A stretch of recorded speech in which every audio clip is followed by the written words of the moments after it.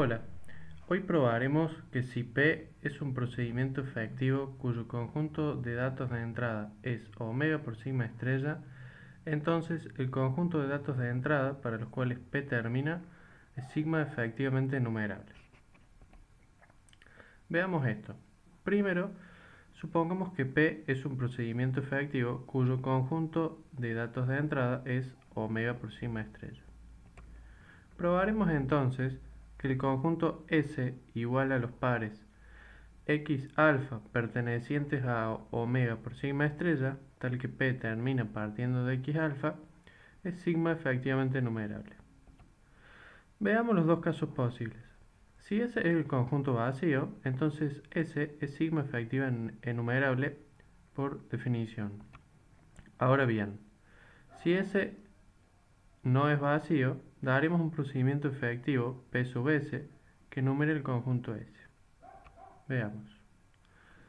Por definición, como P sub S debe enumerar a S, entonces debe cumplir que el conjunto de datos de entrada de P sub S es omega. P sub S siempre termina y el conjunto de salida de P sub S es S. Es decir, P sub S devuelve solo elementos que están en S y eventualmente devuelve a todos los elementos de S. Bueno, daremos entonces, de manera explícita, el procedimiento P sub S. Como el conjunto S no es vacío, entonces sabemos que existe al menos un elemento en S, sea x1 alfa 1 un elemento de S. Supongamos menor un orden sobre sigma estrella. Recordemos una función que será de vital importancia en nuestra definición del procedimiento.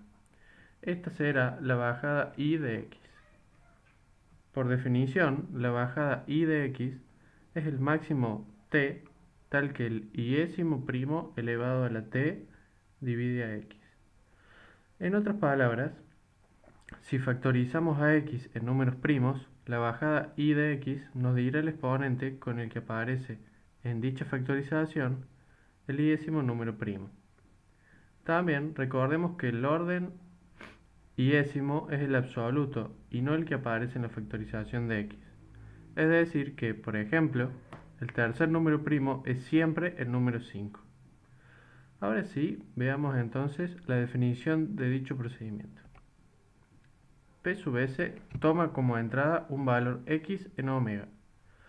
Lo que hará en la etapa 1 es, si el valor de entrada X es igual a 0, devolver el elemento x1 alfa 1 y detenerse. Si no, corre el procedimiento P una cantidad bajada 1 de X pasos con entrada el elemento cuya primer coordenada es bajada 2 de X y la segunda es la palabra en la posición bajada 3 de X según el orden determinado anteriormente. Y si luego de una cantidad bajada 1 de X pasos el procedimiento termina, devolver el elemento desde el cual corrimos P y detenerse. Si no termina, devolver x1 alfa 1 y detenerse.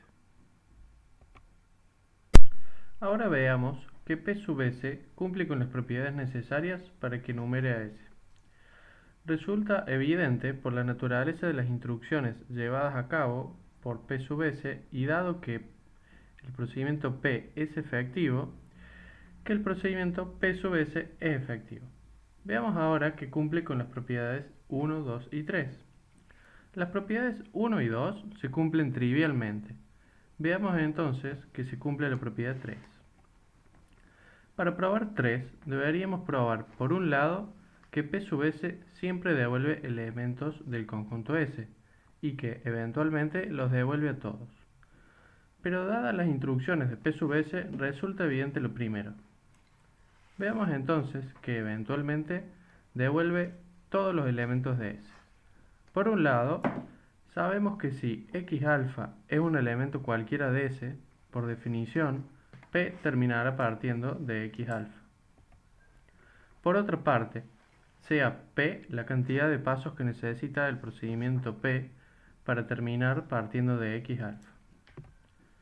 Entonces, si tenemos en cuenta las bajadas de x usadas, podemos ver que el valor de entrada, z igual a 2 a la p por 3 a la x por 5 a la número correspondiente a alfa, el procedimiento P sub S termina y da como salida x alfa. Cabe aclarar que dicho valor de z queda en evidencia siguiendo la definición de la función bajada de un número y prestando atención a cómo usamos dicha función en el procedimiento.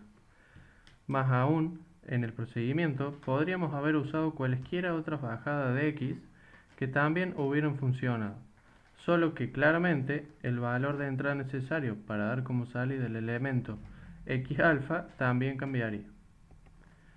Y de esta manera hemos probado que el procedimiento que dimos cumple con las propiedades 1, 2 y 3. Finalmente, como dimos un procedimiento efectivo P sub S que cumple con 1, 2 y 3, dicho procedimiento enumera a S. Por lo tanto, el conjunto S es efectivamente numerable.